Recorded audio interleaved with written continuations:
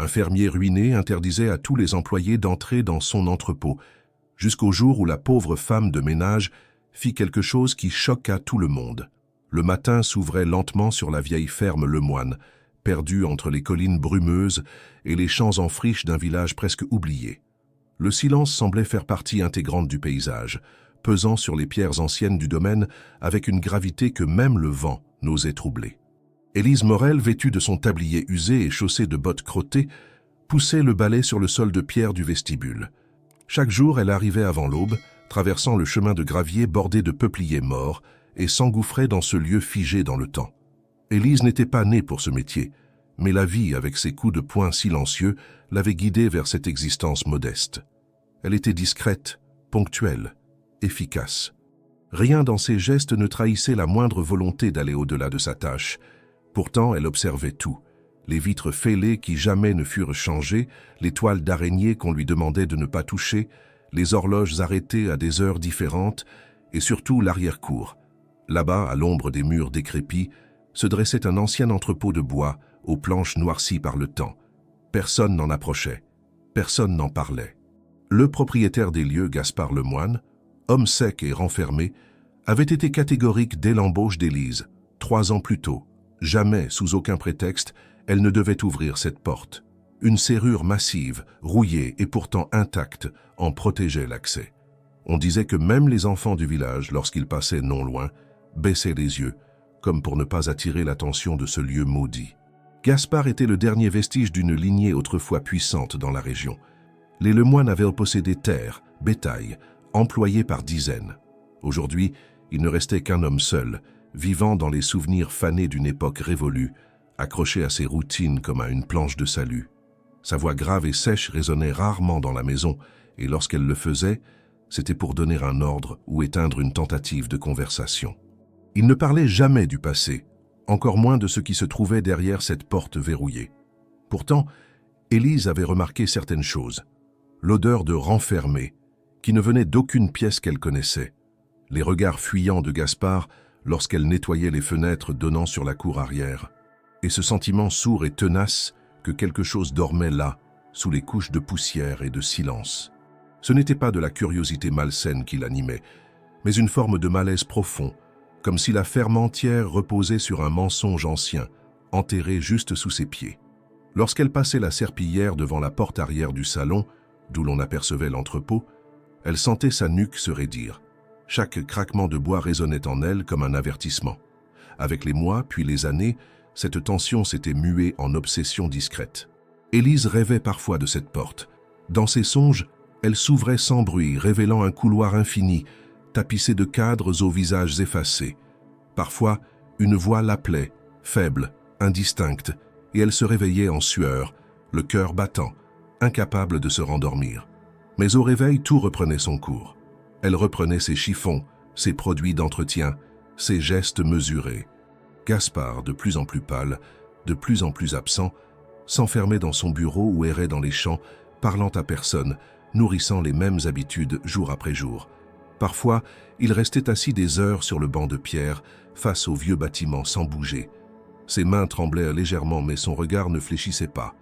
Un jour, alors qu'Élise nettoyait le rebord des fenêtres du premier étage, elle aperçut quelque chose qu'elle n'avait jamais remarqué auparavant, des marques sur la porte de l'entrepôt, comme des entailles, griffées dans le bois, alignées de manière étrange, presque rituelle. Ce détail la troubla au point qu'elle en oublia son seau posé sur le rebord, qui tomba bruyamment sur les pavés. Gaspard surgit alors de la cour, fixant la scène sans un mot. Son regard croisa celui d'Élise. Il n'y eut ni reproche ni colère, juste une fatigue immense dans ses yeux. Depuis ce jour-là, le silence autour de l'entrepôt sembla devenir plus pesant encore. Élise, pourtant, ne pouvait plus ignorer ce qu'elle ressentait. Il y avait là un mystère si dense qu'il paraissait infecter chaque recoin de la ferme. Elle n'osait en parler à personne. Les autres employés, discrets et résignés, évitaient soigneusement le sujet et le regardaient comme un fou lorsqu'il s'approchait de cette partie de la propriété. Le vent, parfois, faisait grincer les volets du bâtiment interdit. Les feuilles mortes s'y accumulaient, formant un tapis sec qui n'était jamais balayé. L'oubli, ici, n'était pas naturel. Il était cultivé, imposé. comme un silence qu'on force dans la gorge d'un enfant qui a trop vu. Et pourtant, dans l'esprit d'Élise, une pensée s'incrustait peu à peu, indélébile. Et si ce qui se trouvait derrière cette porte n'était pas mort? Et si ce silence, justement, était une forme de cri, un appel que seuls les cœurs attentifs pouvaient percevoir? Le balai raclait le sol, les heures passaient, et dans le regard d'Élise, désormais, brillait une flamme nouvelle, pas encore de défi, mais une certitude naissante. Quelque chose demandait à être découvert, et elle était prête à écouter. La pluie tombait avec une régularité presque militaire, martelant le toit de la vieille ferme comme pour en éprouver la résistance. Le ciel était d'un gris si dense qu'il paraissait s'être effondré sur les collines, étouffant toute lumière, toute chaleur. Ce jour-là, Élise nettoyait les couloirs du corps principal de la maison, armée de son seau et de sa serpillière. Le bois du parquet, vieilli et tordu par les années, grinçait sous ses pas. Elle s'arrêtait souvent pour redresser un cadre, épousseter une étagère oubliée, ajuster un rideau, gestes automatiques, dictés par une routine bien rodée. Mais quelque chose en elle était tendu, éveillé.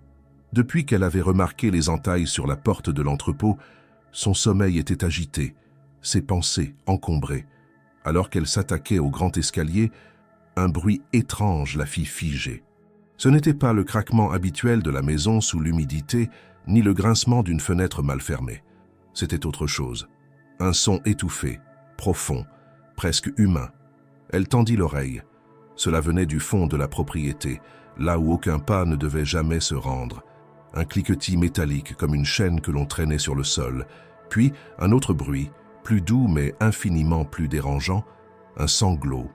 Pas fort, pas hystérique, mais sourd et lent comme un écho venu de très loin. Le cœur battant, Élise se redressa lentement. Son regard se posa sur la fenêtre donnant sur la cour arrière. La pluie brouillait la vue, mais elle distinguait les contours de l'entrepôt, immobile comme toujours. Pourtant, quelque chose avait changé. Elle le sentait. Elle laissa tomber sa serpillière dans le seau, s'essuya les mains machinalement sur son tablier et traversa le couloir, sans courir mais sans hésiter. Chaque pas qu'elle faisait vers la porte arrière semblait l'éloigner du monde réel. Elle sortit sous la pluie, sentit l'eau froide transpercer son tissu, mais n'y prêta aucune attention. Devant elle, l'entrepôt se dressait, silencieux et pourtant vibrant d'un secret trop longtemps enfermé. Lorsqu'elle atteignit la porte, elle ne chercha même pas à la toucher. Elle colla simplement son oreille contre le bois, retenant son souffle. Rien. Le silence. Puis, un nouveau grincement, juste derrière la paroi. Élise recula d'un bond, le souffle coupé. Au même instant, une voix éclata derrière elle. « Que faites-vous là » ? Gaspard. Il était apparu sans bruit, comme sorti du sol, droit malgré la pluie, le visage crispé par une colère silencieuse, les yeux brûlants de suspicion. Sa voix n'était pas criée, mais chaque mot était chargé d'une violence contenue. Élise ne répondit pas. Elle n'aurait su quoi dire. Son tablier était trempé, ses cheveux plaqués contre son front, ses mains tremblaient. « Je vous ai donné une règle, une seule. » Il s'approcha lentement, le regard planté dans le sien. Il n'y avait plus de maître ou d'employé, seulement deux âmes face à face, dans une lutte muette. Gaspard leva le bras et pointa la maison. « Rentrez, maintenant. » Elle obéit. Le reste de la journée se passa dans une tension suffocante. Les autres employés sentirent immédiatement que quelque chose s'était passé. Personne ne posa de questions, mais les murmures se propagèrent comme une traînée de poudre. À la cuisine, on échangeait des regards inquiets. Dans l'écurie, les conversations se taisaient dès qu'Élise entrait. Le jardinier en chef, un vieil homme au dos voûté, lui lança un simple regard chargé de mise en garde. Gaspard, lui, n'était plus le même. Il tournait en rond dans la maison, arpentait les couloirs comme un fauve en cage. Il s'arrêtait parfois devant les fenêtres, scrutant l'arrière-cour, les poings serrés. Lorsqu'un des jeunes valets fit tomber un vase dans le salon, Gaspard entra dans une rage noire et le renvoya sur le champ. L'ambiance dans la maison devint irrespirable. Les portes se fermaient plus doucement. Les voix étaient à peine audibles et les pas se faisaient feutrer. On évitait l'œil du maître. On évitait Élise aussi. Le soir venu, alors qu'elle rangeait ses affaires dans le petit réduit qui lui servait de vestiaire, Élise se regarda dans le miroir fendu au mur. Son visage semblait vieilli d'un coup. Ce qu'elle avait entendu, ou cru entendre, ne la quittait plus. Les bruits, les chaînes, les sanglots. Elle tenta de se convaincre que c'était le vent, que son imagination lui jouait des tours. Mais elle savait, ce n'était pas une illusion. Il y avait quelque chose derrière cette porte. Quelqu'un, peut-être. Le lendemain, Gaspard n'adressa la parole à personne. Il prit son repas seul dans le bureau, verrouilla la porte derrière lui et n'en sortit plus jusqu'à la nuit tombée. Élise, toujours fidèle à son poste, nettoya les pièces désertes dans un silence pesant. Elle savait désormais que le mystère de l'entrepôt était plus profond qu'un simple interdit. Il y avait une vérité cachée, quelque chose de trop terrible pour être révélé, trop ancien pour être oublié. Ce soir-là, allongée sur son lit dans la petite chambre de service qu'elle occupait, elle ferma les yeux sans pouvoir dormir. Le son de cette chaîne la hantait, et le sanglot. Ce sanglot impossible, irréel, venu d'un endroit que personne ne devait jamais atteindre. La pluie avait cessé, mais dans son esprit, l'orage faisait encore rage. Le grenier de la maison Lemoine était une sorte de sanctuaire oublié, un espace encombré de malles poussiéreuses, de meubles dépareillés et de souvenirs figés dans les toiles d'araignée. Peu de gens osaient s'y aventurer, pas à cause de son aspect sinistre, mais parce que Gaspard lui-même en avait interdit l'accès pendant des années. Ce matin-là, cependant, il avait exceptionnellement demandé à Élise de nettoyer le grenier, prétextant qu'un inspecteur de la mairie viendrait bientôt évaluer l'état de la propriété. Ce genre d'ordre inhabituel ne faisait que nourrir les soupçons d'Élise, dont les pensées tournaient toujours autour de l'entrepôt et de ses secrets. La trappe grinça longuement lorsqu'elle l'ouvrit, et une odeur sèche de bois moisi s'en échappa. Elle monta lentement les marches, sa lampe torche en main, balayant les coins sombres à la recherche de toiles tenaces. Le grenier était vaste et bas de plafond. Le plancher craquait à chaque pas, et chaque meuble semblait porter le poids des décennies écoulées. Élise se mit au travail, déplaçant des valises, essuyant les surfaces, redressant les objets oubliés. Elle s'attarda un instant devant un coffre ouvert, rempli de vêtements d'enfants, soigneusement pliés mais rongés par le temps. Elle y vit une chemise en lin minuscule, brodée de l'initiale P. Alors qu'elle essuyait la poussière sur une vieille étagère, son regard fut attiré par un cadre retourné contre le mur, posé de travers derrière une pile de chaises. Curieuse, elle s'en approcha et le prit dans ses mains. Le verre était recouvert d'une fine pellicule grise, mais sous celle-ci, elle distingua des formes, des visages. Elle le retourna lentement et souffla sur la surface, révélant peu à peu l'image. Une photographie ancienne, jaunie, montrant Gaspard plus jeune, tenant dans ses bras une femme souriante. Ses traits étaient doux, ses yeux brillants d'une lumière vive. Elle semblait heureuse, presque radieuse, et Gaspard, malgré son air habituellement sévère, affichait un sourire discret mais sincère. Élise resta un long moment figée devant l'image. Cette femme, elle ne l'avait jamais vue auparavant. Personne à la ferme ne parlait de la vie passée de Gaspard, et encore moins de cette compagne, dont l'existence n'était évoquée que par des murmures incertains. Était-ce sa femme? Avait-elle vécu ici?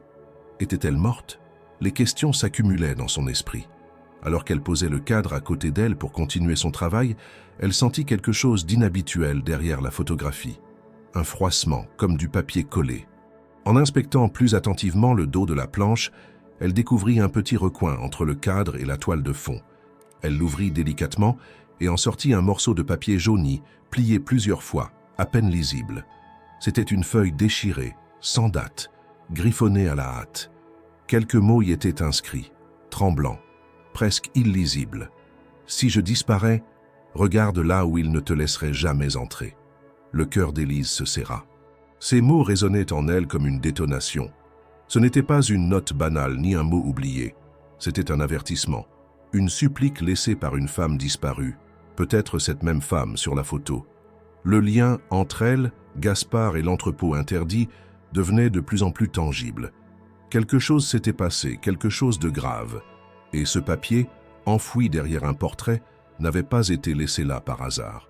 Elle rangea soigneusement le mot dans la poche intérieure de son tablier et redescendit du grenier, l'esprit en ébullition. Le reste de la journée, elle continua à travailler, accomplissant ses tâches sans un mot, mais chaque détail autour d'elle semblait désormais porteur d'un indice caché. Le regard de Gaspard, lorsqu'elle le croisa dans le couloir, lui parut encore plus fuyant. Il marmonna une salutation sans la regarder et disparut dans son bureau, refermant la porte derrière lui à double tour. Élise ne dit rien à personne. Le contenu du mot et le visage de la femme sur la photo tournaient en boucle dans son esprit. Elle se souvenait d'un murmure entendu longtemps auparavant dans la cuisine, une vieille employée qui disait « Elle est partie du jour au lendemain, une nuit, sans prévenir. » Il a dit qu'elle était tombée malade et qu'il avait dû l'emmener à la ville. On ne l'a plus jamais revue. À l'époque, cela lui avait semblé étrange, mais pas exceptionnel. Maintenant, cette phrase prenait un tout autre sens. Le soir venu, Élise s'enferma dans sa chambre et sortit le papier. Elle relut la phrase plusieurs fois, la pesant, la scrutant, y cherchant un message caché. Elle pensa à la femme du portrait, à son sourire, à sa main posée sur l'épaule de Gaspard.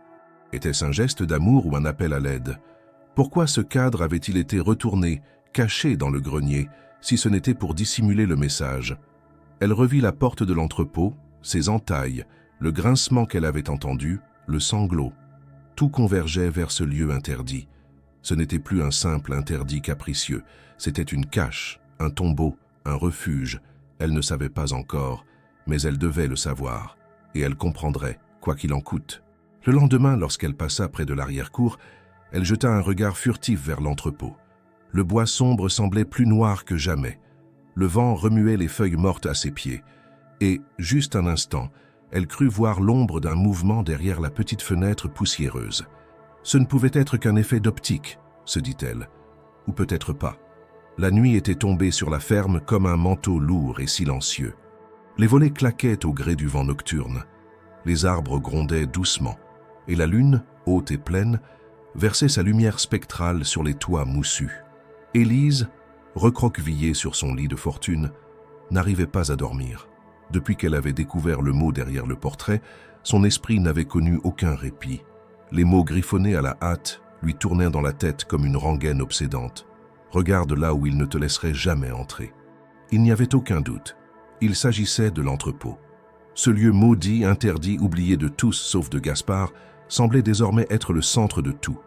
Elle s'était promis de ne pas se laisser happer par la peur, ni par l'imaginaire, mais quelque chose, une force souterraine, l'attirait irrésistiblement vers cette porte verrouillée. Elle attendit que tout soit silencieux dans la maison, que les derniers bruits de pas s'éteignent, que les lampes soient soufflées une à une. Puis elle se leva, s'habilla rapidement, prit une lampe torche et un trousseau de petits outils qu'elle conservait dans sa boîte à couture. Elle descendit les escaliers en retenant son souffle, évitant chaque marche grinçante avec une précision presque animale. Elle sortit sans bruit, referma la porte derrière elle et se dirigea vers l'arrière-cour, là où l'entrepôt se tenait, monolithe muet dans l'obscurité. L'air était glacial. Chaque pas semblait résonner sur les dalles humides, et le silence n'était troublé que par le cri lointain d'un hibou ou le bruissement d'une branche. Devant la porte massive, elle s'agenouilla. La serrure était ancienne, mais robuste. Elle l'examina avec soin, cherchant une faille, un jeu, une faiblesse. Elle introduisit l'un de ses crochets, le tourna délicatement, mais rien ne céda. Elle tenta un second outil, puis un troisième, mais quelque chose clochait. La serrure ne réagissait pas comme elle aurait dû. Après plusieurs minutes, elle comprit. Il y avait un second mécanisme, invisible de l'extérieur. Une tringle de métal, probablement, maintenait la porte verrouillée de l'intérieur. Elle eut un frisson. Ce n'était pas seulement une interdiction, c'était une forteresse. Elle se releva lentement, la main tremblante, la respiration haletante. Elle jeta un dernier regard à la petite fenêtre sale. Rien ne bougeait. Et pourtant, elle sentait une présence, comme si quelque chose ou quelqu'un retenait son souffle derrière le bois. Elle recula prudemment, puis se retourna et s'éloigna à pas feutrés. Mais avant d'atteindre la porte de la maison, une silhouette surgit dans l'ombre. Gaspard. Il ne cria pas. Il ne courut pas vers elle. Il resta simplement là, dans la pénombre, les bras croisés, le visage figé. Son regard, cependant, transperça la nuit comme une lame froide. Il ne dit qu'un mot. « Pourquoi » Élise ne répondit pas. Il n'y avait rien à dire. Il avait compris, elle aussi. Ce qui était caché n'était pas seulement derrière la porte, il était désormais entre eux. Sans un mot de plus, il tourna les talons et disparut dans l'obscurité, laissant Élise seule, glacée, paralysée par une peur qu'elle ne s'avouait pas. Le lendemain, La ferme semblait différente. Une tension sourde pesait dans l'air. Gaspard ne sortit pas de sa chambre jusqu'au milieu de la matinée. Lorsqu'il le fit, ses traits étaient tirés, ses yeux cernés. Il ne regarda personne, ne parla à personne, mais passa la journée à rôder autour de la maison, inspectant les coins, observant les employés comme s'il cherchait un traître. Les plus jeunes valets, inquiets, se tenaient à l'écart. À midi, un événement inattendu ébranla le fragile équilibre de la maisonnée. Gaspard congédia le jardinier principal, un homme qui travaillait là depuis plus de 15 ans. Aucune explication ne fut donnée, juste un ordre sec, une valise posée devant le portail et une porte refermée avec fracas. Les rumeurs éclatèrent aussitôt. On disait que Gaspard était devenu fou, qu'il avait surpris le jardinier rôdant autour de l'arrière-cour ou qu'il soupçonnait un complot parmi les domestiques. Personne ne savait exactement ce qu'il s'était passé, mais tous comprenaient que quelque chose de grave se tramait. Le nom de l'entrepôt n'était jamais prononcé, mais il flottait dans l'air comme un fantôme silencieux. Élise, elle, se murait dans le silence. Elle poursuivait son travail avec une rigueur presque mécanique, mais ses pensées allaient et venaient entre la serrure impénétrable, le regard de Gaspard, le mot derrière le cadre et le portrait de la femme au sourire effacé par le temps. Elle comprenait désormais que ce secret n'était pas une chose morte. Il était vivant, palpitant, et il influençait chaque geste, chaque parole, chaque silence dans cette maison. Un soir, alors qu'elle rangeait les draps dans le placard du couloir, elle entendit Gaspard parler seul dans son bureau. Sa voix était basse, entrecoupée, comme s'il s'adressait à une ombre. Elle colla l'oreille à la porte, mais ne comprit que quelques mots. « Je ne pouvais pas. Tu sais bien, je n'avais pas le choix. » Il sanglotait. Pas de colère, pas de rage. Juste un homme brisé, parlant à un fantôme. Ce soir-là, Élise comprit quelque chose de fondamental. Ce qu'elle cherchait n'était pas seulement une vérité objective, un fait caché derrière une porte.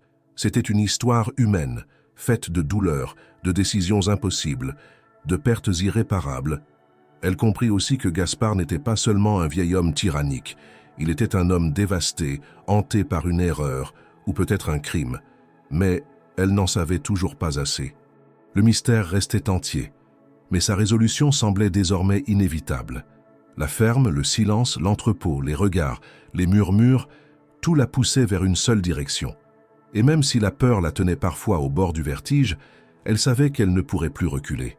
Le jour se leva sur la ferme Lemoine avec une lumière blafarde et sans chaleur. Le ciel, toujours aussi plombé, semblait vouloir étouffer la terre en l'écrasant sous un couvercle de brume. La routine se poursuivait comme un vieux mécanisme rouillé, chaque employé agissant avec une prudence silencieuse, redoublant d'attention à chaque tâche. Depuis le renvoi brutal du jardinier, l'ambiance était glaciale. Le moindre bruit paraissait suspect, et personne n'osait plus prononcer le nom de Gaspard à voix haute. Élise, quant à elle, s'était levée plus tôt encore que d'habitude. Quelque chose l'avait réveillée en sursaut dans la nuit, peut-être un rêve, peut-être un pressentiment, et elle n'avait pas trouvé le sommeil depuis. Ce matin-là, Gaspard avait quitté la maison à cheval, sans prévenir personne. Il avait traversé la cour d'un pas pressé, jeté un regard bref vers l'entrepôt, puis disparu au galop vers les bois à l'est. Élise saisit cette occasion rare. Elle savait que c'était le moment de fouiller les zones de la maison que le maître gardait jalousement. L'une d'elles en particulier l'intriguait. Le bureau, pièce interdite à tous, mais dont elle possédait un double des clés, trouvé plusieurs semaines auparavant sous un tapis lors d'un nettoyage. Elle entra avec précaution. L'odeur de vieux cuir et d'humidité l'assaillit aussitôt. Les rideaux étaient tirés, la pièce baignée d'une pénombre étrange, malgré le jour naissant. Elle alluma la lampe de bureau, révélant une accumulation chaotique de papiers et de livres anciens, de journaux entassés en colonnes désordonnées. Sur l'un des fauteuils, un manteau jeté négligemment trahissait une nuit d'insomnie. Elle s'approcha du bureau et commença à trier les documents. La plupart étaient des relevés bancaires, des lettres officielles, des rapports vétérinaires oubliés. Rien de compromettant à première vue. Mais sous une pile de journaux jaunis, elle aperçut un petit carnet à la couverture noire relié de cuir abîmé. En le soulevant, elle sentit immédiatement que ce qu'elle tenait entre ses mains n'était pas un simple agenda. Le carnet était en partie déchiré, certaines pages arrachées. D'autres restaient intactes, mais griffonnées d'une écriture fébrile, hachée, presque illisible. Elle s'installa dans le fauteuil, le carnet sur les genoux, et commença à lire, décodant chaque mot avec soin. Il n'y a plus d'échappatoire. La dette me ronge, chaque jour, chaque nuit. Je l'entends même quand je dors. Elle est là, dans les murs, dans le silence. Il ne faut pas qu'il sache. Personne ne doit jamais savoir. Élise tourna la page, le souffle court. Je ne peux plus vivre avec cette culpabilité. Elle m'écrase. Il est encore là. Il ne peut pas sortir. Je l'ai voulu ainsi. J'ai cru que ce serait temporaire. Mais les années sont passées, et maintenant c'est trop tard. La date n'était pas inscrite, mais les mots suivants achevèrent de glacer Élise. Le regard dans ses yeux, le silence. C'est pire que n'importe quel cri. Je le vois chaque fois que j'approche la porte. Il sait que je ne peux plus rien faire, que j'ai choisi, le mal est fait. Elle tourna encore quelques pages. Certaines étaient presque entièrement déchirées, laissant apparaître des morceaux de phrases incohérentes.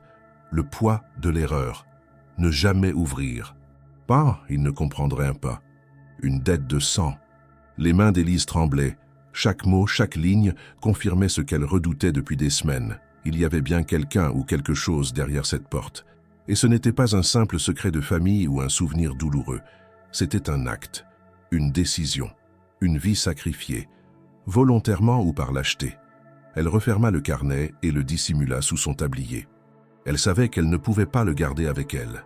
Trop dangereux. Mais elle ne pouvait pas non plus le laisser là.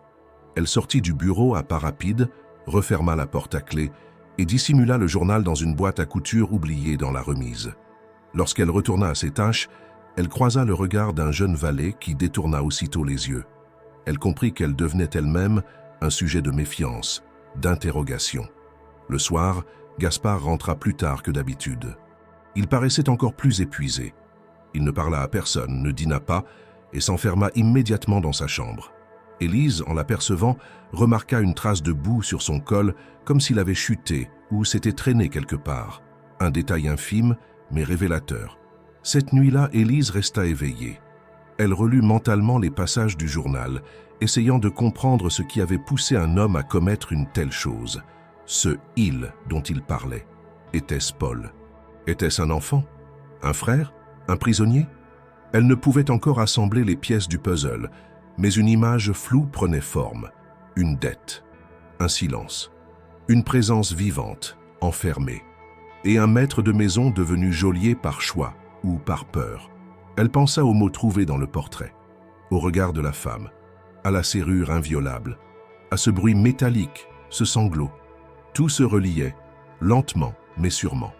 La vérité était proche. Elle le sentait. Mais elle savait aussi que plus elle s'approchait, plus le danger grandissait. Parce que certains secrets ne veulent pas être découverts.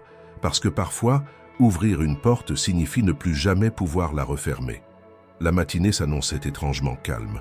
Le ciel, pour une fois, laissait filtrer quelques lueurs pâles à travers les nuages bas. Le vent soufflait avec douceur sur les champs détrempés, et l'air avait un goût d'herbe humide et de poussière ancienne. Dans la maison, les gestes étaient les mêmes, les routines intactes, mais sous la surface, une tension invisible semblait lier les murs, les regards, les silences. Élise, qui depuis plusieurs jours vivait comme une funambule sur le fil du secret, ressentait cette tension dans chaque recoin du domaine. Elle poursuivait son travail, mais ses pensées n'étaient plus que spirales de doutes et de connexions incomplètes. Elle s'occupait ce matin-là du rangement de la buanderie lorsque le bruit de sabots sur le gravier l'attira vers la fenêtre. Un vieil homme descendait lentement d'une carriole. Il portait un long manteau en laine brune, un chapeau noir et des bottes usées. Son visage, marqué par les années, trahissait un mélange de détermination et de fatigue.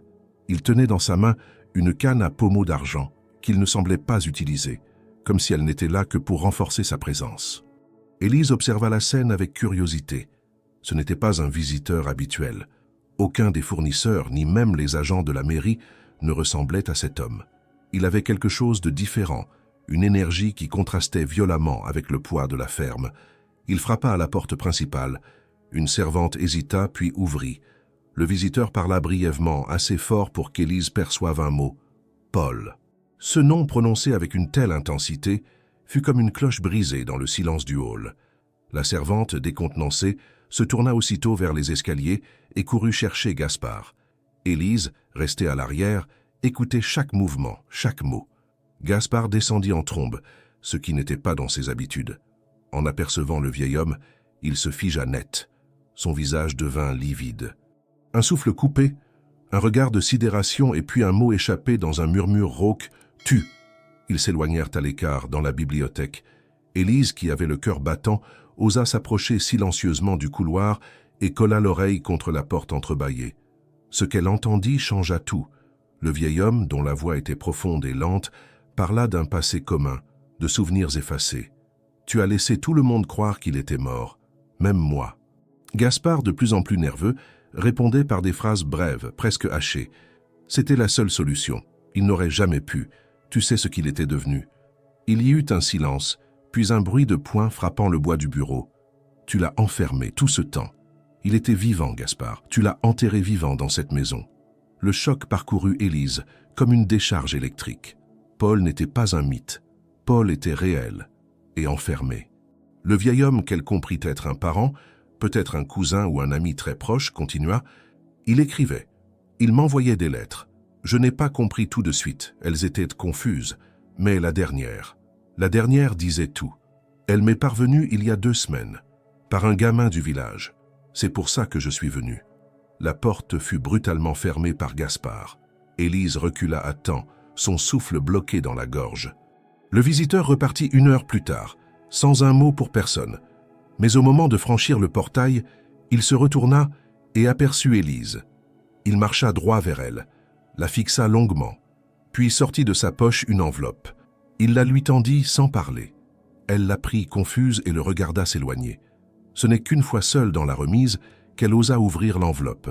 À l'intérieur, une lettre, rédigée à la main, d'une écriture hésitante, mais lisible, signée Paul. Les mots sautaient aux yeux. « Je suis là depuis si longtemps. Il a dit que c'était pour mon bien, mais je meurs chaque jour. Je ne sais plus qui je suis. Je rêve encore. Je peins sur les murs. La lumière ne vient plus, mais je sens qu'elle approche. La vérité pourrira s'il n'y a personne pour la voir. La vérité est derrière la trappe. La vérité est encore vivante. » Élise lut et relut cette lettre. Chaque phrase, chaque ligne était une confirmation, une pierre supplémentaire dans le poids qu'elle portait. Il n'y avait plus de doute. Gaspard avait enfermé Paul dans cet entrepôt, pendant des années, peut-être depuis l'enfance, et Paul était encore là, vivant, conscient, en train de dépérir lentement. Le soir, Élise croisa Gaspard dans le couloir.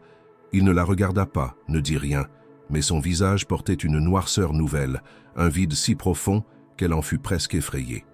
Il savait qu'elle savait, et elle savait que désormais, il n'y aurait plus de retour possible. Le secret n'était plus enterré, il était en train d'émerger, et rien ne pourrait l'arrêter. Le silence de la ferme Lemoine, déjà lourd, avait changé de nature. Il n'était plus simplement celui d'un lieu oublié, d'une maison vieillissante, mais celui d'un secret devenu trop grand pour être contenu. Chaque pas résonnait comme un avertissement. Chaque regard échangé portait un poids nouveau. Élise ne dormait plus.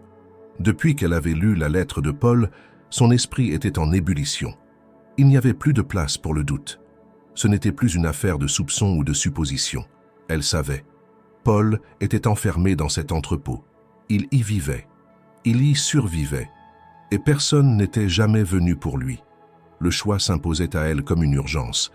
Elle ne pouvait plus détourner les yeux, ni faire semblant. Elle n'était pas une justicière, encore moins une héroïne. Mais elle était là. Elle savait. Et cela suffisait pour faire d'elle la seule capable d'agir. Elle passa les jours suivants à observer, discrètement, mais avec attention. Chaque mouvement de Gaspard, chaque changement de rythme dans ses journées devenait une donnée cruciale. Elle nota ses habitudes, ses absences, les moments où il quittait la maison ou restait enfermé dans son bureau. Elle comprit rapidement que tous les 2 jours, en fin d'après-midi, il disparaissait pendant près de 2 heures. Elle ignorait où il allait, mais c'était le créneau le plus stable et prévisible qu'elle pouvait exploiter.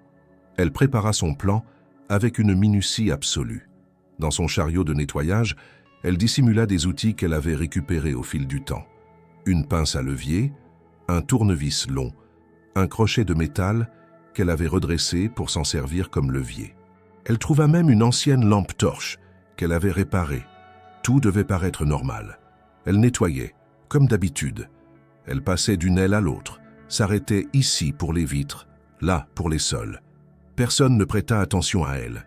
Depuis l'affaire du jardinier congédié, les autres employés évitaient toute interaction inutile, chacun replié dans sa propre peur. Le jour choisi arriva. Gaspard partit à cheval, comme prévu, à l'heure exacte. Élise attendit 20 minutes, s'assura qu'il ne s'agissait pas d'un détour, puis se dirigea vers l'arrière-cour. Elle avança d'un pas lent, presque paresseux, son chariot devant elle. Les quelques employés visibles dans la cour ne s'étonnèrent pas de sa présence. Elle balaya une zone autour de la fontaine, s'essuya le front avec un chiffon, puis, voyant que personne ne la regardait, s'approcha lentement de l'entrepôt. La porte était toujours aussi imposante, toujours aussi close. Mais cette fois, elle était prête. Elle posa une main sur le bois, sentant sa rugosité sous ses doigts, puis s'agenouilla devant la serrure. Elle inséra le crochet, tâtonna, écouta les cliquetis métalliques. Elle sentit le déclic intérieur, celui qu'elle avait identifié quelques jours plus tôt comme le signe du verrou secondaire. Elle introduisit alors la pince à levier dans la fente du bas, la poussa avec précaution. La résistance fut rude. Elle força centimètre par centimètre, retenant son souffle à chaque grincement. Enfin, dans un craquement sec, le loquet intérieur céda. La porte ne s'ouvrit pas d'un coup. Elle pesa lourdement lorsqu'elle la poussa. Une odeur âcre faite de poussière, de métal et de quelque chose de plus ancien encore s'échappa de l'ouverture. L'intérieur était sombre, presque entièrement plongé dans l'ombre. Elle alluma sa lampe torche. Le faisceau révéla une pièce nue, aux murs de bois usés. Mais au fur et à mesure qu'elle avançait, elle comprit. L'endroit n'était pas abandonné. Il était habité. Les planches du sol étaient propres à certains endroits, usées par des pas répétés. Une couchette était dressée dans un coin, couverte de draps sales mais disposée avec soin.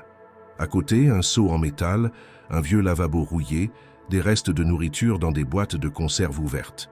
Ce n'était pas une cellule improvisée. C'était un lieu organisé, fonctionnel, pensé pour la survie.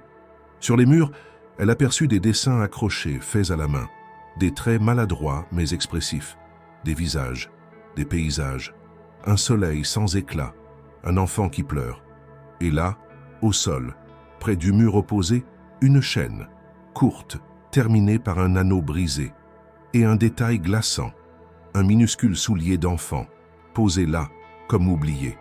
Le cœur d'Élise se serra. Elle n'osait plus avancer. Elle resta immobile plusieurs minutes, absorbant chaque détail, chaque indice de vie, chaque trace d'existence. L'air était vicié, mais pas irrespirable. Quelqu'un avait vécu ici, ou vivait encore.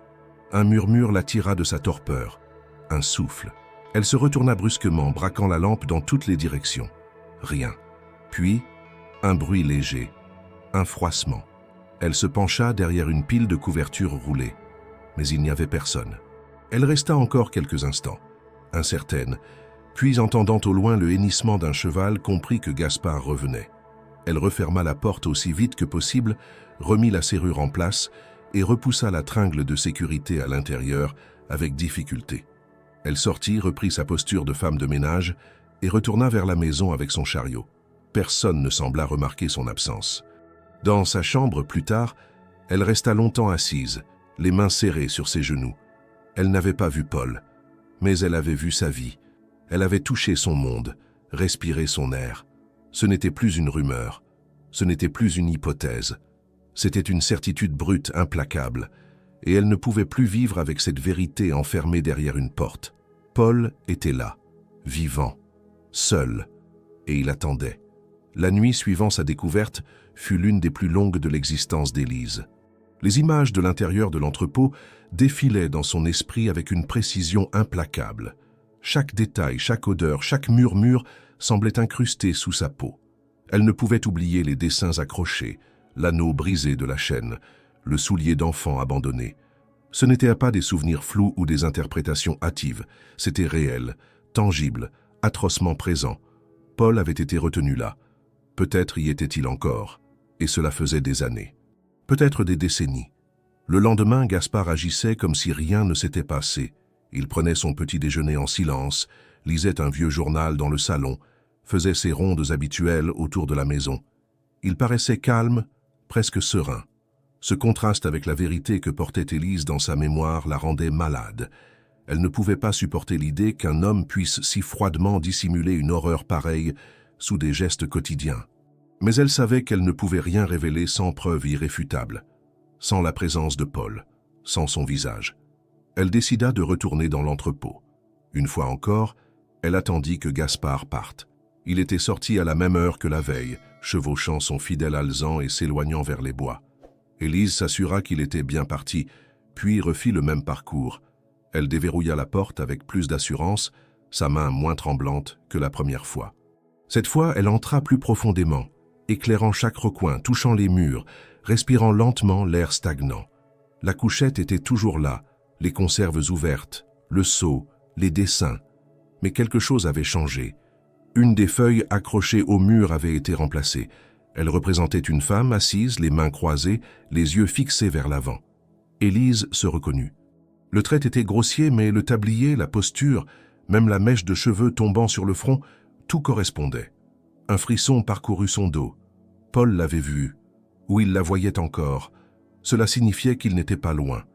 Elle inspecta chaque pan de mur, chaque meuble, et puis, derrière une étagère vermoulue appuyée contre le mur du fond, elle vit une fente, un léger jeu dans les planches. Elle déplaça l'étagère avec précaution, dévoilant une ouverture dissimulée. Elle s'y pencha. Il ne s'agissait pas d'un tunnel, mais d'une sorte d'alcôve étroite, fermée par une trappe métallique. Elle appuya dessus, verrouillée. Mais elle sentit un souffle, léger, presque imperceptible. Il y avait de l'air derrière, un courant, et puis un bruit, un déplacement à peine audible. Elle recula brusquement, le cœur battant à tout rompre. Quelqu'un était là, de l'autre côté. Elle colla son oreille contre le métal. Un souffle, lent, régulier, puis un chuchotement. Qui? Un mot, une voix, une présence. Élise resta figée, incapable de répondre. Elle ne voulait pas alerter, ne pas brusquer. Mais c'était Paul. Cela ne pouvait être que lui. Il était là, vivant, enfermé derrière une cloison que personne n'aurait jamais pensé à ouvrir. Elle posa la main sur la trappe et murmura d'une voix douce « Je suis là. Je m'appelle Élise. Je travaille ici. Je sais pour toi. » Un long silence s'ensuivit. Puis un autre mot étouffé, douloureux. « Pourquoi maintenant ?» Elle sentit une larme rouler sur sa joue. Comment lui expliquer? Comment justifier tant d'années de silence, de solitude, d'effacement? Elle ne pouvait pas. « Je veux t'aider », dit-elle seulement. Une promesse simple mais réelle. Elle resta là encore quelques minutes, jusqu'à ce que le souffle de Paul s'estompe. Il ne dormait pas, mais il s'était refermé, retourné dans son mutisme protecteur. Elle comprenait. La peur, la méfiance, le choc. Il n'était pas un homme libre. Il était une mémoire brisée, un passé enfermé dans des murs trop anciens. Élise sortit de l'entrepôt, referma tout avec soin, remit les dispositifs de sécurité et rentra. Son visage était fermé, mais son regard avait changé. Elle savait que le moment approchait. Elle ne pouvait plus se contenter de savoir. Il fallait agir, mais elle ne pouvait pas le faire seule. Elle retourna dans sa chambre, sortit la lettre de Paul que l'homme lui avait remise et la relut pour la 100e fois. La vérité est encore vivante. Oui, vivante. Paul était là, et il fallait le libérer. Mais comment? Gaspard ne permettrait jamais qu'on pénètre officiellement cet espace. Aucune autorité ne bougerait sans preuve, et elle ne pouvait pas risquer de voir Paul mourir derrière ces murs parce qu'elle avait parlé trop tôt. Elle pensa à aller voir un médecin, un avocat, une autorité, mais tout cela demanderait du temps, et Paul n'en avait peut-être plus. Il fallait une autre solution, quelqu'un de confiance, quelqu'un en dehors de cette maison, quelqu'un qui pourrait voir Paul, témoigner. Ce soir-là, elle écrivit une lettre. Elle y mit tout ce qu'elle savait, tout ce qu'elle avait vu. Elle n'y mentionna pas son nom, ni celui de Gaspard. Elle la plaça dans une enveloppe et la confia à un jeune garçon du village qu'elle connaissait. « Apporte-la à la mairie, donne-la au docteur Louvet, pas à quelqu'un d'autre. C'est très important. » Le garçon, intrigué mais flatté d'avoir une mission secrète, promit d'obéir. Quand elle rentra, elle croisa Gaspard sur le palier. Il l'observa longuement. Son regard était vide, mais profond. Il savait, ou il sentait. Quelque chose avait changé. Il s'approcha d'elle et murmura « Tu ne devrais pas poser de questions ». Puis il disparut dans l'ombre du couloir. Mais il était trop tard. Les questions avaient déjà été posées, et les réponses viendraient, quoi qu'il en coûte. Le matin suivant était étrangement clair, presque lumineux, comme si le ciel voulait contredire l'oppression qui régnait à la ferme. La lumière entrait par les fenêtres, révélant la poussière en suspens dans l'air comme des milliers de particules de silence en mouvement.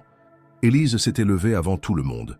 Son esprit n'avait pas trouvé de repos après la conversation chuchotée avec Paul à travers la trappe. Sa voix éraillée, brisée mais humaine, l'habitait désormais avec la force d'une évidence. Il fallait agir. Plus encore, il fallait comprendre. Elle savait que retourner dans l'entrepôt une nouvelle fois, sans éveiller les soupçons, deviendrait de plus en plus difficile. Mais elle avait cette impression sourde qu'il y avait encore quelque chose à voir, à découvrir, quelque chose qu'elle n'avait pas remarqué. Peut-être un indice laissé volontairement, un nom, une date, une preuve. Alors, à la première occasion, elle répéta le rituel. Gaspard était sorti à cheval, comme à son habitude. Elle attendit son départ avec la même patience tendue, puis se glissa vers la cour arrière. Cette fois, son cœur battait encore plus fort. Elle savait qu'elle ne devait pas rester trop longtemps. Chaque minute comptait. Elle ouvrit la porte avec plus de fluidité qu'avant, se déplaça dans l'espace connu avec un sentiment croissant de familiarité. La couchette était en désordre. Les dessins avaient été déplacés, certains arrachés. L'un d'eux représentait désormais une silhouette masculine de dos, enchaînée à une chaise, les bras retombant, la tête penchée. C'était un cri silencieux, un tableau de détresse, un miroir d'années perdues. Élise s'approcha du mur du fond, là où elle avait découvert la trappe. Elle y colla son oreille. Rien, pas un souffle. Peut-être dormait-il, peut-être refusait-il de répondre. Mais quelque chose l'attira vers un angle obscur de la pièce, dissimulé par un ancien buffet bancal. Elle se baissa, écarta les objets qui jonchèrent le sol et vit une planche de bois différente des autres, plus lisse, comme nettoyée récemment. En l'éclairant de sa lampe, elle aperçut des lettres gravées, des lettres maladroites, mais bien visibles. Elle s'approcha, essuya la surface avec sa manche et découvrit ce qui était écrit. Paul, 1987. Ce nom, inscrit là, comme une signature figée dans le temps, lui serra la gorge. C'était une affirmation, une preuve. Paul n'avait pas seulement été enfermé ici, il avait gravé son nom. Il avait laissé une trace, comme on laisse un testament. 1987. Cela faisait donc presque 40 ans. 40 ans enfermé dans une pièce sans lumière, sans fenêtre, sans justice. Une vie entière volée, effacée, une existence tenue en laisse, niée. Élise sentit les larmes lui monter, mais elle se força à rester calme. Il fallait garder la tête froide. Elle recula pour prendre un peu de distance, tourna sur elle-même et fit une dernière inspection rapide de la pièce. Elle photographia mentalement chaque détail. Elle savait qu'elle ne reviendrait peut-être plus, qu'après aujourd'hui, tout changerait. Une décision avait été prise en elle. Elle sortirait la vérité de là, avec ou sans Gaspard, avec ou sans la permission de quiconque. Alors qu'elle s'apprêtait à refermer la porte derrière elle, un frisson la traversa. Une silhouette se dessinait dans l'embrasure. Gaspard, immobile, silencieux.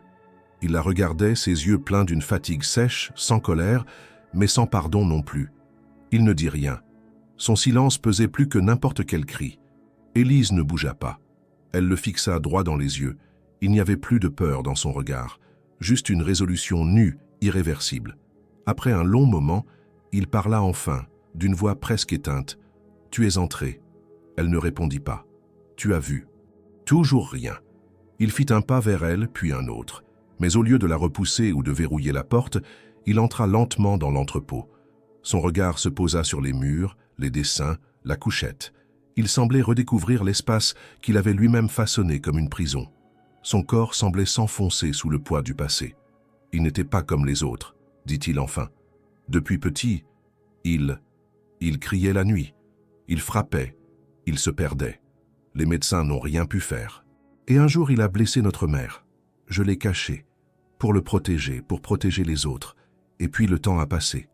Il s'assit sur le bord du lit, sa voix brisée par le remords. Je pensais que ce serait quelques mois, puis une année. Et ensuite, j'ai plus su comment arrêter. J'ai appris à vivre avec l'oubli. Élise l'écoutait sans mot dire. Ce n'était pas une confession. C'était une capitulation. le dernier souffle d'un homme qui avait fui trop longtemps. Gaspard leva les yeux vers elle. « Tu crois que j'ai encore une place maintenant? Qu'un monstre comme moi peut continuer à vivre dans cette maison ?» Elle ne répondit pas. Ce n'était pas à elle de juger, mais elle savait que le moment était venu. Paul devait être vu, entendu, touché par la lumière. Le reste viendrait. Gaspard laissa la porte ouverte derrière lui et s'éloigna. Élise le regarda partir, le dos voûté, les pas lents. Il avait compris. Plus rien ne serait comme avant. Le mur avait été brisé, et Paul, après tant d'années, était à nouveau un nom, un être, une voix, un homme. La nouvelle du retour prématuré de Gaspard s'était répandue dans la maison en un souffle muet. Depuis l'aube, aucun mot n'avait été échangé entre les employés. Les regards s'évitaient, les pas se faisaient encore plus discrets, et même les oiseaux semblèrent cesser de chanter à l'approche du domaine. Élise, après avoir quitté l'entrepôt la veille, n'avait pas fermé l'œil. Elle était restée assise sur sa chaise, les mains crispées sur ses genoux, revivant sans fin la scène dans laquelle Gaspard la surprenait. Ce regard, ce silence, cette résignation soudaine. Elle avait imaginé toutes les suites possibles, un renvoi brutal, un appel aux autorités, voire pire, mais rien ne s'était produit. Pas encore. Lorsque l'horloge du salon sonna 11 heures, le maître de maison apparut. Gaspard traversa le hall d'un pas lent mais ferme, le visage fermé, les traits figés par une tension nouvelle. Il ne dit rien à personne. Il entra dans la cuisine, but un verre d'eau, puis ordonna que tous les employés soient réunis dans le salon. Élise, qui attendait ce moment comme on attend une sentence, se tint droite au fond de la pièce, les mains croisées. Les autres domestiques, confus et anxieux, se regardaient sans comprendre. Gaspard resta debout face à eux, le regard flottant quelque part entre les rideaux et les moulures du plafond. Lorsqu'il parla, sa voix était calme, posée, mais porteuse d'une autorité implacable. « À compter d'aujourd'hui, vous êtes tous congédiés. Indéfiniment. » Un murmure parcourut l'assemblée, mais aucun mot ne fut prononcé à haute voix. La surprise figea chacun. Il poursuivit, comme s'il récitait une décision prise depuis longtemps. « Vous recevrez votre dû. Mais la maison n'a plus besoin de vous. » Il n'ajouta rien. Il sortit, laissant derrière lui un silence de tombe. Les employés, incrédules, commencèrent à rassembler leurs effets personnels. Certains murmuraient que Gaspard avait enfin perdu l'esprit. D'autres évoquaient des dettes, des ventes, des rumeurs de faillite. Personne, en revanche, ne parla de l'entrepôt. Personne, sauf Élise, ne savait. Elle resta. Gaspard ne l'avait pas désignée. Il ne lui avait rien dit. Et elle ne partit pas. Elle monta dans sa chambre, regarda les valises défiler dans la cour, puis descendit au crépuscule. Il l'attendait près de la porte arrière. Il ne lui demanda rien, ne posa aucune question. Il se contenta de faire un signe de tête, un geste de ceux qui n'ont plus la force de parler. Elle le suivit. Ils traversèrent ensemble la cour, leurs pas résonnant dans le gravier. Le vent s'était levé, léger mais insistant. L'entrepôt se tenait là comme toujours, mais cette fois, sa porte était entr'ouverte. Gaspard entra le premier, Élise derrière. À l'intérieur, tout était comme elle l'avait laissé. La couchette, les dessins, le nom gravé sur le mur. Mais dans l'ombre de la trappe, quelque chose avait changé. Gaspard s'avança, s'agenouilla lentement et frappa 3 fois sur le métal. Le son résonna comme une annonce. Un instant passa, puis un déclic, un glissement. La trappe s'ouvrit, lentement. Un visage apparut, blafard, creusé mais vivant. Les yeux profonds fixèrent d'abord Gaspard puis Élise. Il ne dit rien. Il les regarda simplement. Gaspard baissa les yeux. Paul. Le nom resta suspendu dans l'air. L'homme, Paul, sortit lentement de l'alcôve. Il avait le dos voûté, les mains fines, les vêtements élimés par les années. Il marcha quelques pas, comme si chacun représentait un combat. Il leva les yeux vers la lumière artificielle de la lampe torche. Il cligna des yeux. Puis, lentement, un sourire se dessina, faible, hésitant, mais réel. Il regarda Élise et murmura « C'est toi ». Elle s'approcha, posa doucement une main sur son bras. Il ne recula pas.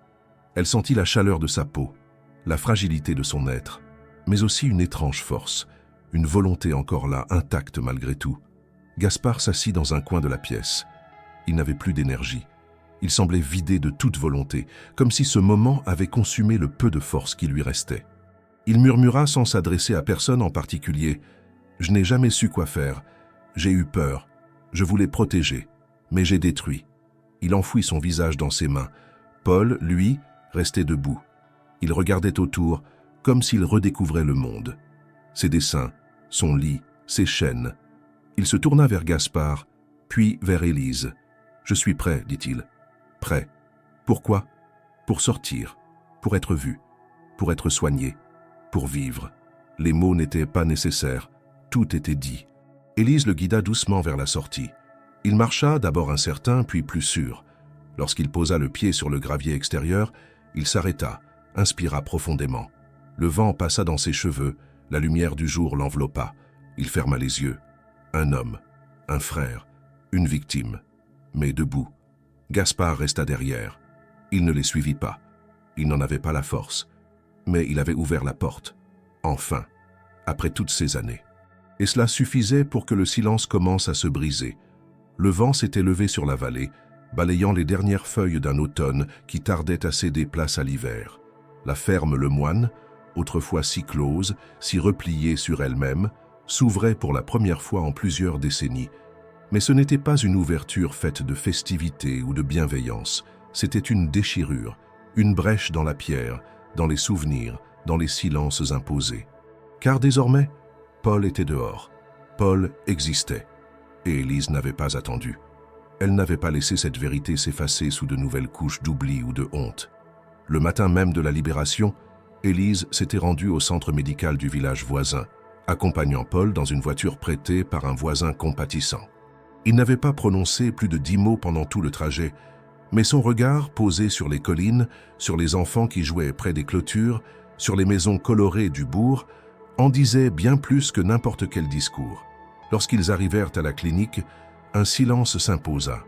Le médecin, le docteur Louvet, un homme d'âge mûr habitué aux cas difficiles, resta figé en voyant l'état de Paul, amaigri, la peau pâle, les cheveux longs et emmêlés, mais surtout ce regard vide et dense à la fois, celui d'un homme revenu de très loin. Il n'y eut pas de long interrogatoire. Le médecin comprit. Il appela les services sociaux, fit un premier rapport, prescrivit des examens, des soins immédiats. Paul fut admis d'urgence. Et Élise, loin de reculer, parla. Elle raconta tout, sans colère, sans haine, juste les faits, le silence, les années, l'entrepôt, les chaînes, le nom sur le mur, la trappe, le dessin. Elle raconta ce qu'elle avait vu, ce qu'elle avait entendu, ce qu'elle avait compris. Les services compétents écoutèrent. Certains doutèrent d'abord, mais les preuves étaient là. Les dessins, les objets, les lettres. Le témoignage de Paul lui-même, bien que fragmenté, confirmait tout. Très vite, la rumeur enfla dans le village. L'histoire se répandit portée de bouche en bouche, chaque récit amplifiant ou déformant légèrement les faits, mais gardant l'essentiel intact. Gaspard Le Moine avait enfermé son propre frère pendant plus de 30 ans dans un entrepôt abandonné de sa ferme. Les réactions furent vives. Certains crièrent au scandale, d'autres au délire. Mais lorsque les gendarmes, accompagnés d'un magistrat, pénétrèrent dans la ferme pour une inspection officielle, tout devint irréfutable.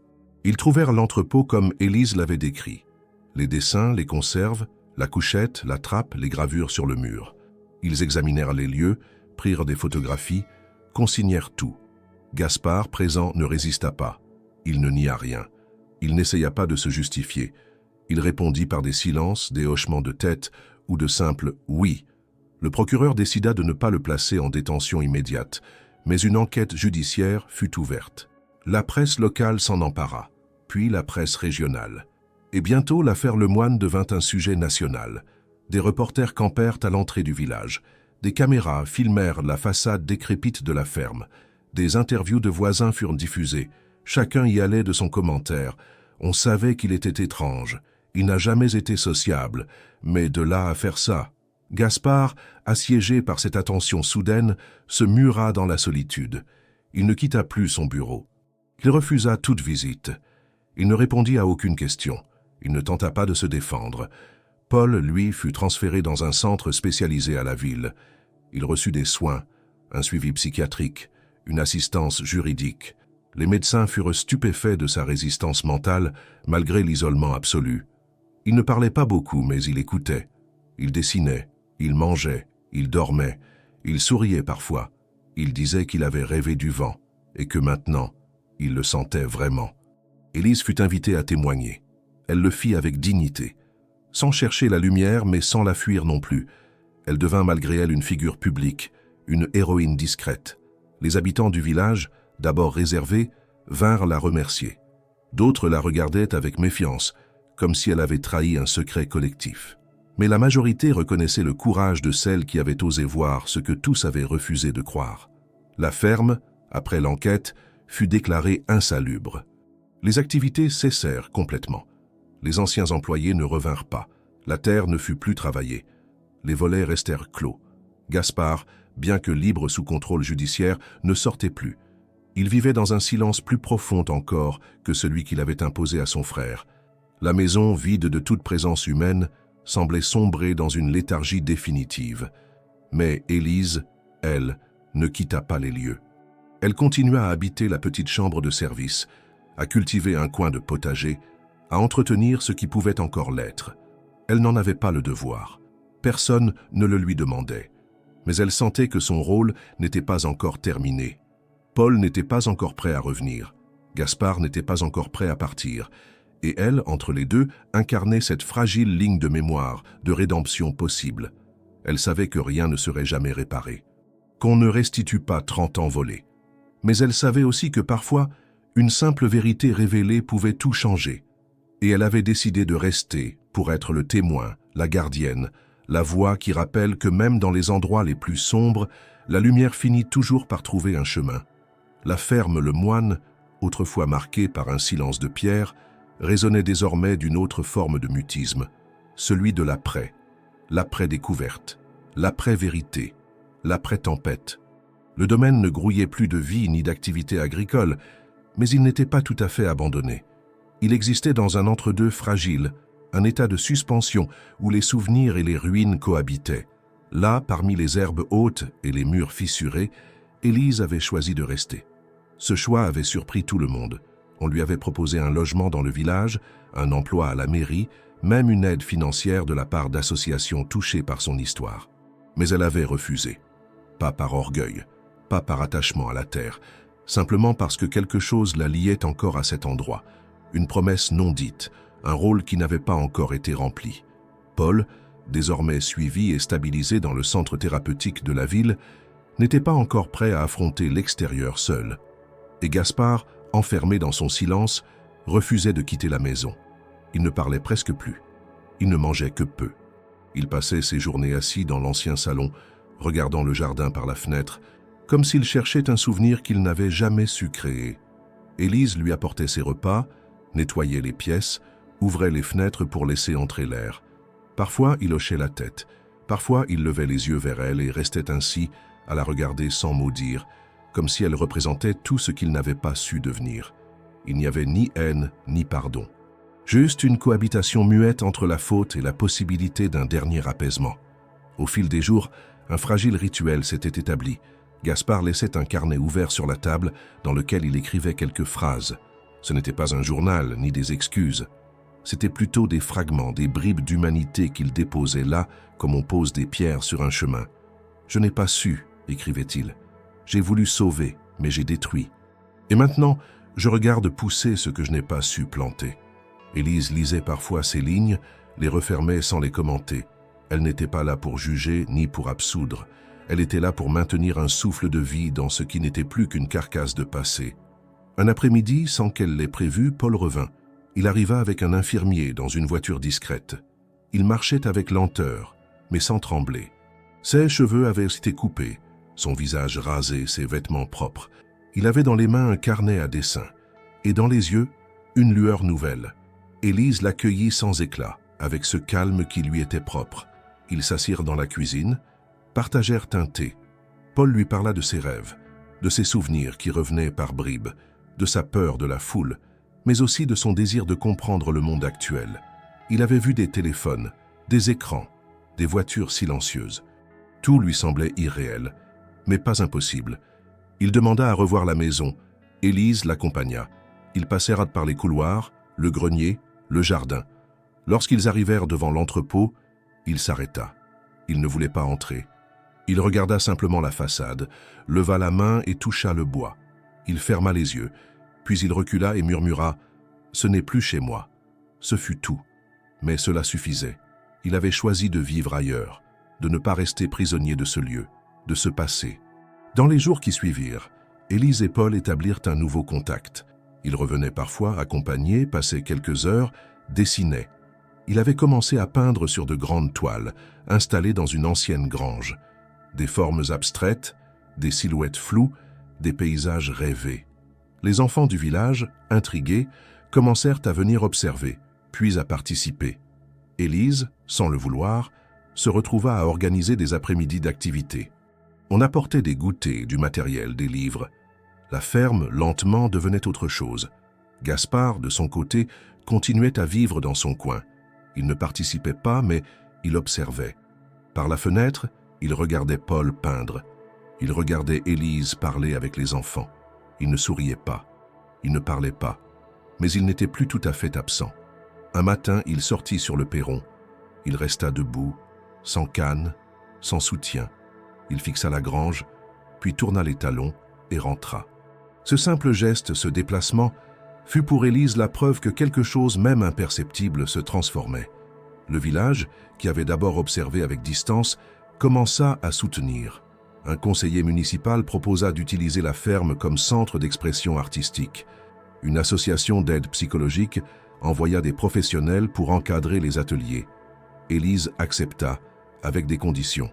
Paul devait rester libre. Il ne devait pas devenir une attraction, ni un symbole. Il devait être reconnu comme un homme, un artiste, un frère retrouvé, non comme la victime éternelle de Gaspard. Et surtout, personne ne devait oublier ce qui s'était passé, mais sans s'y enfermer. Les saisons passaient. La ferme reprenait vie, autrement. Plus calme, plus lente, mais plus vraie. Élise, qui avait commencé comme une simple femme de ménage, était devenue sans le vouloir la gardienne d'un sanctuaire nouveau. Ni temple, ni tombe, un lieu de mémoire vivante. Là où la douleur avait régné, la tendresse s'installait. Là où l'enfermement avait sévi, la création prenait racine. Elle ne regrettait pas son choix.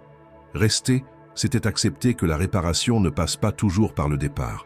Parfois, rester, c'est penser les murs, c'est écouter les silences, c'est répondre à la peur par la présence. Et c'est peut-être là, dans cette obstination tranquille, que se trouvait le vrai courage. Le printemps suivant apporta à la ferme Le Moine une lumière douce et persistante. Les champs alentours, autrefois laissés à l'abandon, se couvraient désormais de fleurs sauvages. Les murs, bien qu'encore marqués par le temps, semblaient moins hostiles sous ce nouveau soleil. La transformation du lieu n'était pas spectaculaire, mais elle était profonde. L'air lui-même avait changé, devenu plus léger, comme si la terre respirait enfin après des années d'asphyxie. Et au centre de cette métamorphose, Élise restait constante, silencieuse, témoin de ce que le temps, la patience et l'humanité peuvent encore accomplir, même face aux blessures les plus anciennes. La grange, désormais rénovée, servait de lieu de rencontre, d'atelier et d'exposition. Paul y passait ses journées à peindre, parfois seul, parfois en compagnie des enfants du village, parfois accompagné de thérapeutes ou de curieux venus de loin pour voir ses œuvres. Il ne parlait toujours pas beaucoup, mais son langage s'était déplacé vers la toile. Ses tableaux étaient étranges, forts, pleins de vie malgré les teintes souvent sombres. Certains y voyaient le reflet d'un passé brisé, d'autres la promesse d'une renaissance. Paul, lui, ne commentait rien. Il peignait, il écoutait, il souriait parfois, il vivait. Élise avait organisé, avec l'aide de la mairie et d'un petit collectif culturel, un vernissage. Rien de pompeux. Juste une soirée simple, avec du jus de fruits, du fromage local et des toiles accrochées sur des chevalets faits main. Les enfants avaient préparé des pancartes, des dessins inspirés de ceux de Paul. Les habitants du village, d'abord prudents, vinrent un à un. Ils regardèrent, ils posèrent des questions. Et pour beaucoup d'entre eux, ce fut la première fois qu'ils comprirent, non par les mots, mais par les images, ce que signifiaient les années perdues de Paul. Gaspard n'assista pas à la soirée. Il resta enfermé dans la maison comme toujours. Mais cette fois, une fenêtre du salon était ouverte, et Élise le vit, immobile, assis, observant de loin. Son visage, marqué par les rides, portait une expression nouvelle, ni défi ni douleur, juste une forme d'acceptation lasse. Il ne cherchait plus à fuir, il regardait ce qui naissait de ce qu'il avait détruit, et cela suffisait. Quelques jours plus tard, au lever du jour, Élise trouva une enveloppe posée sur la table de la cuisine. Elle n'avait pas entendu de bruit, aucun pas, aucun murmure, mais elle reconnut l'écriture tremblante. C'était celle de Gaspard. Elle ouvrit la lettre avec précaution. Il n'y avait que quelques lignes. « Je n'ai pas de pardon à demander, je n'en mérite pas. Mais je voulais dire que, depuis que tu es là, le silence fait un peu moins de bruit. Et que si Paul peut marcher dehors aujourd'hui, c'est grâce à toi. Moi, je suis resté dans l'ombre. J'y resterai. C'est ma place. Merci d'avoir rendu à cette maison quelque chose de plus grand que sa honte. » La lettre n'était ni un adieu, ni une confession. C'était un lien enfin tissé entre l'ancien et le présent. Un pont fragile mais réel. Ce même jour, Gaspard quitta la maison. Il ne partit pas loin. Il demanda à être logé dans un petit bâtiment désaffecté au fond du domaine, anciennement une remise. Il y vécut seul, ne recevant personne, mais envoyant parfois des dessins à Paul glissés sous la porte de la grange, des esquisses maladroites, des essais de rédemption. Paul les gardait tous. La ferme, quant à elle, poursuivit son évolution. Elle devint peu à peu un centre communautaire à part entière, soutenu par la mairie et les habitants. Des ateliers y furent organisés chaque semaine. Des enfants y venaient pour dessiner, peindre, écrire. Des enseignants proposaient des cours de lecture, d'art, de théâtre. Élise coordonnait tout, sans jamais chercher à en tirer gloire. Son nom était rarement mentionné dans les articles de presse ou les rapports administratifs. Mais tous savaient que rien de tout cela n'existerait sans elle. Un jour, un journaliste lui demanda pourquoi elle était restée. Elle répondit simplement « Parce que le silence me faisait plus peur que la vérité ». Ce fut tout. Il n'y eut pas de grand discours, pas de manifeste. Mais cette phrase transmise de bouche en bouche résonna bien au-delà du village. Elle fut citée dans un colloque, reprise dans un documentaire, parce qu'elle disait, en quelques mots, ce que beaucoup avaient besoin d'entendre, que la vérité, aussi terrible soit-elle, peut encore être un commencement, et que parfois, il suffit d'une seule personne pour briser un cycle. Le dernier lien dans cette histoire ne fut pas celui du sang ni celui du temps, ce fut celui du choix, celui d'Élise, celui de rester, d'écouter, d'ouvrir une porte qu'on lui avait interdit d'approcher, de tendre la main à un homme oublié, et de rester là, jour après jour pour reconstruire non pas une maison mais une mémoire, une humanité. Et dans ce geste silencieux, il y avait tout, le passé, le présent et surtout l'avenir.